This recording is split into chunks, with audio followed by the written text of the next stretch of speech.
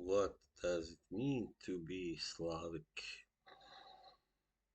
I already talked about this once, some time ago. And who is really Slavic and who isn't? That's a good question. Well,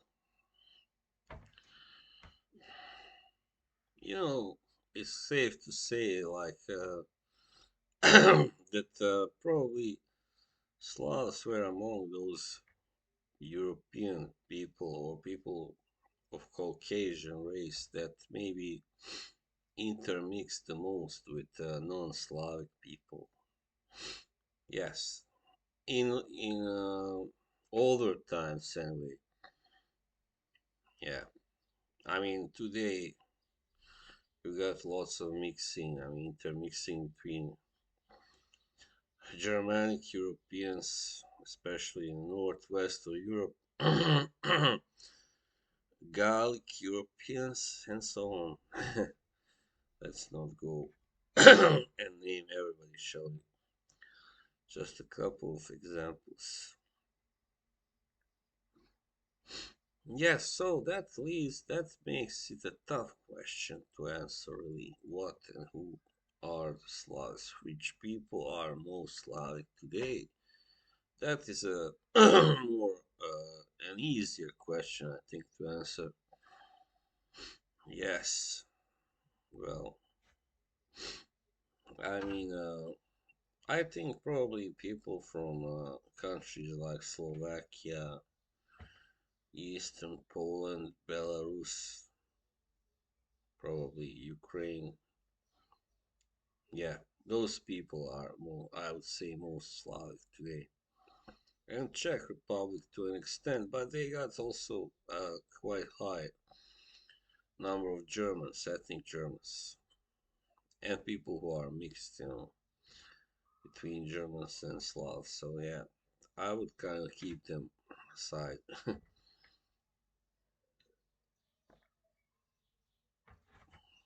Yes, the thing is, in Europe, it was never easy to be a Slav. I mean, come on, I mean, let's face it, Slavs are the only European Caucasian people who are not originally from someplace else, from some other continent, like the Jews or the Gypsies or Romani, whatever you call them.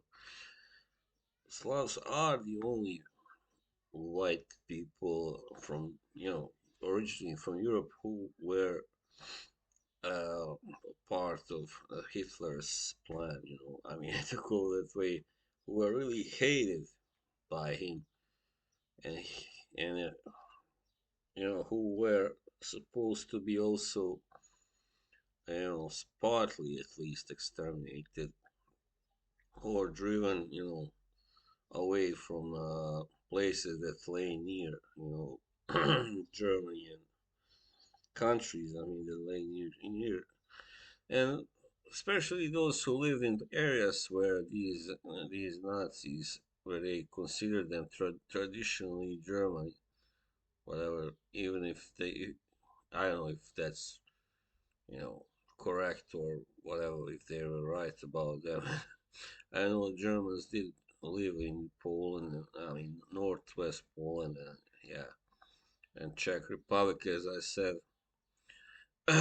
yeah, like long ago. I mean, even where I come from in the Balkans, there were Ostrogoths, like who were there, I believe, before the Slavs, actually. Yeah, but for some reason, Hitler or his people never really claimed those lands. Why? That's a mystery to me, really. I don't. I mean, I never heard. I mean, of course they wanted those lands, but they never really like were saying, "Oh, this is German." Really, I mean, this should be German, lands. This belongs to us rightfully. like he said about Poland and I guess France, parts of France anyway. Yeah. So that's an interesting thing there. South Slavs are quite a special, of course, branch of Slavs. The ones that I belong to, the branch that I myself belong to, also.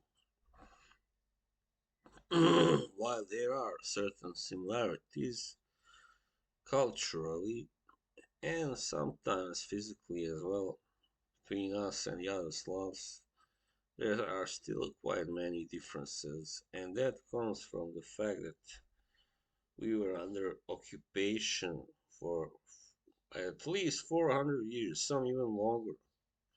Depends how far south you live by your Ottomans, right? That's one of the reasons anyway why the culture really changed. It lost some of its typically Slavic elements, but not all. Definitely not all. I mean, one thing that they say is common for all of us is that we like cabbage, and I can tell you, yeah, we also like we love cabbage in the former Yugoslavia and Bulgaria also, which is kind of at least partly South Slavic as well. So, yeah, yeah, but in the end, I just wanted to say something in the end about this that's happening. True tragedy with this thing in Ukraine,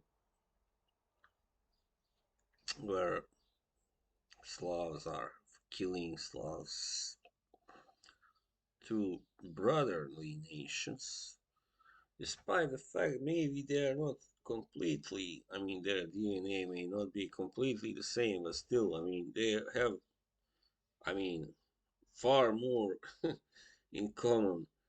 I mean, Ukrainians and Russians have far more in common than Ukrainians and any of my, people like Bosnians, Serbians, Croatians. They have more in common. Simple as that, and that's natural because they always live next to each other. Their border, yeah. So they share a border, quite a big border. And same with Belarusians. So it's a tragedy, of course, but that tells you something about the nature of the Slavs. This is from the, of course, ugly side, ugly perspective. Yes, yeah. I mean, the other. I mean, you've seen it in my country as well, in the whole former Yugoslavia. We apparently have no qualms about taking up arms against our own people, and that's fucking tragic, right? It's so tragic it can't be described. And why? Why, I don't know. I mean, we are. The problem is that Slavs are mostly used to solving things by the way of, you know, fighting. Always were, always. I mean, doesn't matter which kind of branch you belong to. All of us, always, through history, had to fight somebody. Always. And why? I think because the others didn't want us there. Simple as that. I mean, especially us who are there from the South Europe and Western. I mean, Western Slavs. Also, as I said, the Germanic peoples never really wanted them there. That's a fact. So there was always fighting, So that's what they know. That's what they can relate to, what we know. Let's put it that way. And that's sad as hell, but that's the way it is. There are, of course, many other reasons to why this stuff is happening in Ukraine, but let's leave it there. All right. So, but anyway, I just felt like saying something. I mean, despite all the centuries of occupation by foreign, first the Ottomans, then Austria and Hungary, I don't think anybody in Bosnia, I also, even those people who converted to Islam, I don't think any of them or most of them ever stopped feeling Slavic, and they never thought they were anything else but what they are really. And despite the fact that we also have other genes in us, obviously Illyrian genes, most obviously, most certainly. But yeah, I mean, it was special because for us, being a Slav was something really special that made us feel bigger, stronger, more special, more united, I guess. Yeah, because that was the thing that united us after all. And looking up to, you know, well, Russia was looked up to, but not always. But anyway, that's of course the only really great superpower, a Slavic superpower country. Even though it's not just Slavic, also either, but I mean, people who run it have always been traditionally mostly, yeah. So, yeah, yes, I don't know what else to say. I mean, so as I said, this identity was always kind of really important to us, being Slavs and South Slavs. It was the foundation for everything, you might say, for the identity of the country of Yugoslavia and all those countries mostly. Since then also. So yeah, I mean, and also I mean, I have seen video where people in Russia were taught about, were asked about, sorry, what they think about Serbia and what they know about Serbia, for instance, and what many said among the first things they knew that it was a Slavic country, and that was important for them.